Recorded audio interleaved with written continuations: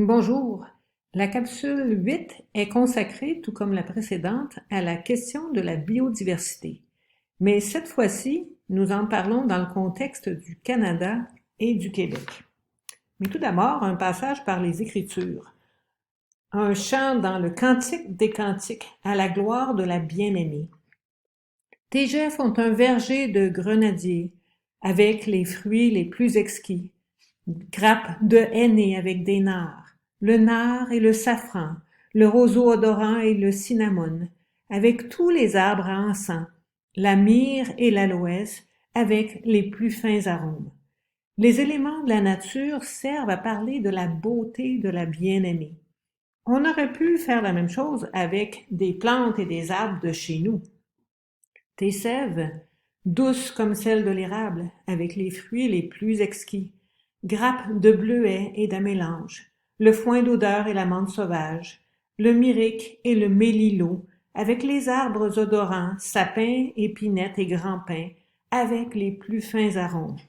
Chez nous aussi, il y a une très riche biodiversité qui est malheureusement menacée, comme la biodiversité partout dans le monde. Et là, on peut pointer un certain nombre de causes euh, qui font que notre biodiversité est en péril. Il y a tout d'abord les changements climatiques. Les changements climatiques avec l'augmentation des températures, avec les périodes de sécheresse, les canicules, les inondations, l'érosion des côtes, mettez toutes les choses qui sont reliées au changement climatique, ça vient bouleverser la vie des espèces animales, végétales, des insectes aussi, des poissons.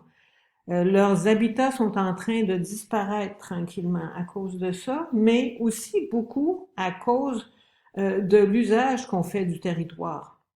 On s'étend, nous les humains, beaucoup sur les territoires, avec l'agrandissement des villes, avec l'étalement urbain, avec les routes qu'on met un peu partout, les constructions, les industries qui s'installent un peu partout. Donc, il y a des menaces multiples à la biodiversité. Est-ce qu'il y a des solutions? Est-ce qu'il y a des choses qu'il faut faire? Oui, bien entendu. Et là, je vais parler d'éléments présentés dans le dossier sur la biodiversité qui avait été abordé dans l'émission Les Années-Lumière du dimanche 12 septembre dernier.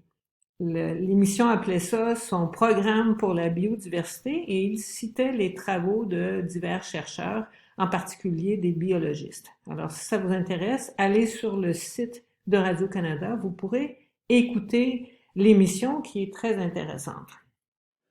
Alors, selon Nicolas Lecomte, qui est à la chaire de recherche du Canada en écologie polaire et boréale à l'Université de Moncton, c'est le territoire qui est l'élément clé là-dedans. Protéger le territoire. On a parfois une mentalité de silo, comme dans bien d'autres domaines. On pense à protéger une espèce en particulier ou une espèce à la fois, ou protéger une population en particulier, mais la nature fonctionne pas comme ça. La nature fonctionne par écosystème. Un écosystème, c'est un vaste réseau d'interactions entre toutes les espèces et le milieu physique qui les accueille. Donc, entre le territoire, les animaux, les plantes, les insectes, les micro-organismes. Donc, c'est un paquet d'échanges qui se font entre tous ces éléments-là. Et si on touche à une partie du système, on se trouve à affecter le reste du système. Et là, monsieur Lecomte, donnait l'exemple du caribou au Canada. Le caribou qui est menacé, en particulier le caribou forestier, plus au sud du Québec, mais on trouve aussi le caribou évidemment un peu partout dans le nord. Eh bien, on a besoin de connaître, par exemple, pour bien protéger le caribou, de mieux connaître son mode de vie, connaître plus aussi l'écologie des mousses, des sphènes, de tout ce qui permet au caribou de se nourrir. On pourrait parler aussi de toute la question des oiseaux migrateurs. On a besoin de mieux connaître tout leur mode de vie pour mieux les protéger et la diversité végétale dont ils dépendent. Donc, on plaide pour une vision globale ou une vision holistique. Ça marche pas par petits bouts. C'est la même chose du côté des aires marines. On devrait, dans le fond, s'engager, le Canada, à protéger 14% de nos zones marines. En chiffres, sur papier, on y est presque. Sauf que les zones qui sont vraiment, vraiment protégées de toute exploitation et de toute exploration sont beaucoup plus restreintes que ça. On parle peut-être d'un maigre 0,2% où il n'y a pas de pêche, ni de recherche ou d'exploitation de gaz et de pétrole. La science, les recherches scientifiques montrent que ça doit être une vraie protection, une vraie préservation pour qu'on puisse protéger, préserver la biodiversité marine pour l'avenir. Donc, il y a beaucoup de travail à faire de ce côté-là. Il y a aussi un autre professeur, Jacques Prescott, qui est retraité maintenant, mais qui était à la chaire d'éco-conseil de l'UQAC, qui pointe l'importance des forêts et aussi de l'importance de mieux les protéger et de mieux les gérer. Il disait dans l'émission que depuis 2010, contrairement à ce qu'on pourrait penser, on a plutôt un déficit de carbone du côté des forêts. On sait que les forêts absorbent le CO2, mais si on détruit les forêts plus vite qu'elles peuvent se régénérer ou plus vite que ce qu'on peut planter, on vient que finalement, il y a plus de CO2 qui est émis par les forêts qu'absorbé. Quand les forêts brûlent, c'est du CO2 qui s'en va dans les airs. Avec les changements climatiques, il y aura de plus en plus de feux de forêt. On l'a vu un peu partout sur la planète cette année. Quand on gère mal, quand on n'a pas une gestion éco-responsable de notre forêt, ben peut-être qu'elle ne se régénère pas au rythme qui serait nécessaire pour bien la protéger. Alors, M. Prescott dit qu'il faudrait qu'on